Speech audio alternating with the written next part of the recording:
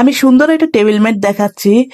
যারা মনে করেন টেবিল ম্যাট খুব পছন্দ করেন তাদের জন্য এই টেবিল ম্যাট গুলি আপনারা ঘরেই খুব সুন্দর সুন্দর টেবিল ম্যাট করে নিতে পারেন। দেখুন কতটা সিম্পল ভাবে কতটা ইউনিক করা যায় টেবিল ম্যাটটা। তো আপনারাও এভাবে চাইলে বাসায় তৈরি করে নিতে পারেন সুন্দর একটি টেবিল ম্যাট।